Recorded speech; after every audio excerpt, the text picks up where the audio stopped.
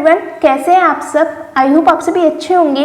तो आज के इस वीडियो में हम फंक्शनल एनालिसिस का लेक्चर नंबर 16 करने वाले हैं। इससे प्रीवियस लेक्चर में हमने ओपन मैपिंग थ्योरम डिस्कस की थी और उसका प्रूफ भी किया था।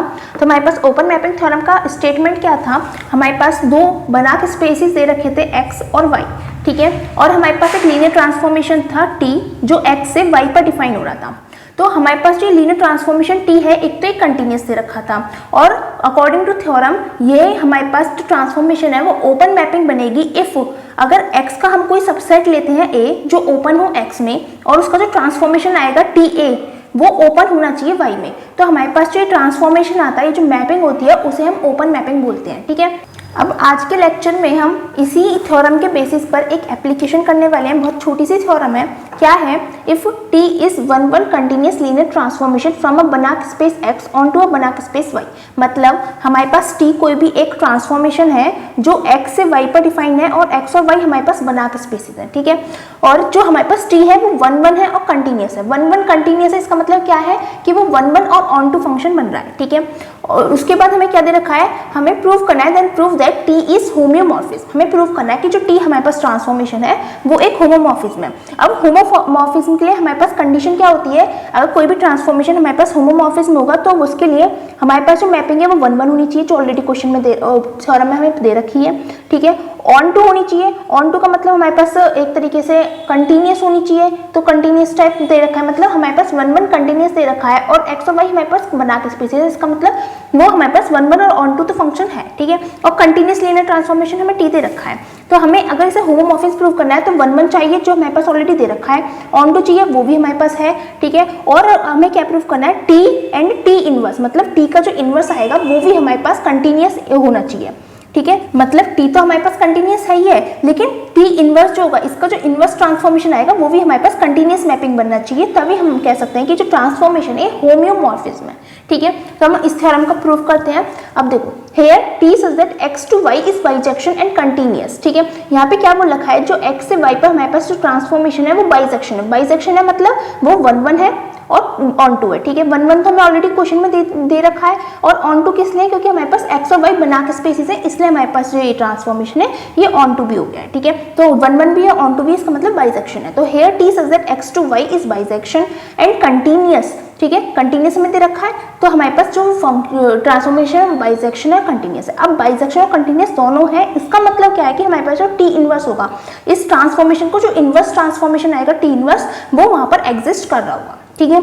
अब हमें क्या प्रूव करना है, we have to prove that t inverse जो होगा, हमारे पास जो t इनवर्स जो एग्जिस्ट कर रहा है वो हमारे पास क्या होगा, y से x पर डिफाइन होगा और वो कंटिन्यूस होगा, ये हमें प्रूव करना है, ठीक है। अब कंटिन्यूस प्रूव करने के लिए हम क्या करेंगे, अगर कोई भी ट्रांसफॉर्मेशन हमें कंटिन्यूस प्रूव करना है तो फॉर एग्जांपल हमारे पास t कंटिन्यूस दे रखा है, ठीक है, x से y पर। इसका मतलब क्या है कि हमारे पास कोई भी यहाँ पर x है, ठीक है, बनाक स्पेस, यहाँ पे हमारे पास y बनाक स्पेस है, यहाँ पे हमारे पास ट्रांसफॉर्मेशन डिफाइन हो रहा है t, ठीक है।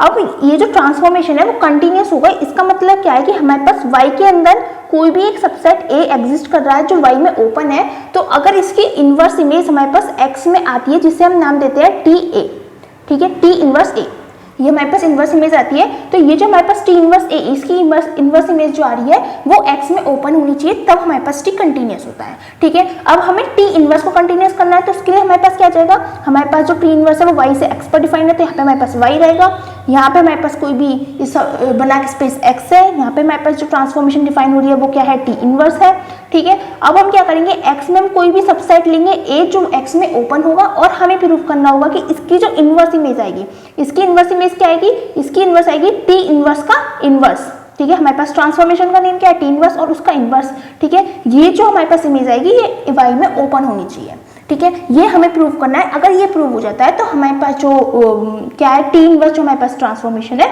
वो ओपन ट्रांसफॉर्मेशन हो जाएगा, या फिर कहें तो वो कंटिन्यूस हो जाएगा, ठीक है। Since t is continuous linear transformation from x onto y, t हमारे पास कंटिन्यूस लीनियर ट्रांसफॉर्मेशन दे रखा है x से y पर, ठीक है। तो उसके लिए then for every open subset a of x, तो x के हर एक ओपन सबसेट a के लिए वहां पर ta एग्जिस्ट कर रहा होगा जो ओपन होगा y में। वही चीज देखो, t ट्रांसफॉर्मेशन हमारे पास डिफाइन है x से y पर, तो y में कोई भी एक ओपन सेट है a, उसके लिए एक इनवर्स इमेज एग्जिस्ट कर रही होगी t इनवर्स है जो ओपन होगी x में, ठीक है। तो यहाँ पे वही चीज लिख रखी है कि ta वहां पर एग्जिस्ट कर रहा होगा। यहाँ पे देखो हम इनवर्स लेकर चल रहे हैं, तो इनवर्स में आ गया। यहाँ पे हमने सीधा सीधा लिखा है कि x का कोई भी ओपन सबसेट लिया है A, तो उसकी इनवर्स TA जो ओपन होगी Y में, ये हमने बाय ओपन मैपिंग थ्योरम हमने लिखा है। ठीक है, ओपन मैपिंग थ्योरम में हमने यही तो पढ़ा था कि हम x का कोई भी सब स्पेस लेते हैं, सबसेट लेते हैं A जो ओपन होता है x में, और अगर उसका ट्रांसफॉर्मेशन निकालना है TA तो वो ओपन होता है Y में। ठीक है, तो ओपन मैपिंग थ्योरम से हमारे पास ये कंडीशन आ चुकी है।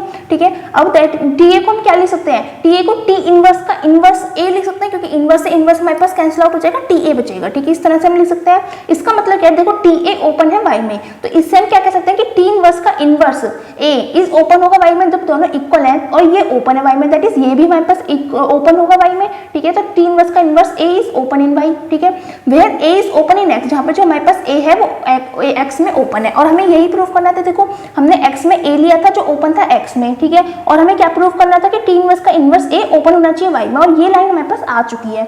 तो इस टाइम क्या कह सकते हैं, this implies T inverse Y से X इज कंटीन्यूअस। ठीक है, जो हमारे पास ट्रांसफॉर्मेशन है Y टू X वो हमारे पास कंटीन्यूअस हो गया है। सो T T इनवर्स और कंटीन्यूअस लीनियर ट्रांसफॉर्मेशन, तो हमारे पास जो दोनों ट्रांसफॉर्मेशन है T और T इनवर्स वो दोनों कंटीन्यूअस लीनियर ट्रांसफॉर्मेशन हो गई है। अब हमें होमोमॉर्फिज्म के लिए क्या करना था, 1-1 प्रूव करना था। 1-1 हमें ऑलरेडी थ्योरम में दे रखा है, 1-1 है। ठीक है, ऑन टू प्रूव करना था, तो ऑन टू हमारे पास x और y बना के स्पेसिस है, और वो कंटीन्यूअस भी है और 1-1 भी है, इसका मतलब वो हमारे पास ऑन टू भी होगा।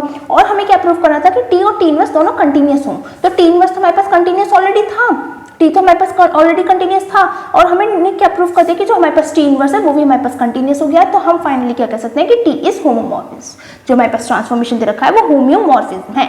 ठीक है, इस तरह से हमारे पास ये जो थ्योरम है वो प्रूफ हो गई है। अगर आपको कोई डाउट रहता है तो आप हमसे कमेंट सेक्शन में पूछ लीजिएगा, बिल्कुल छोटी सी थ्योरम है। ठीक है, और अगर आपको हमारी वीडियोस अच्छी लग रही है तो प्लीज़ हमारी वीडियोस को लाइक कीजिएगा, अपने फ्रेंड्स के साथ शेयर कीजिएगा, एंड हमारे चैनल को सब्सक्राइब कीजिएगा। Thanks for watching.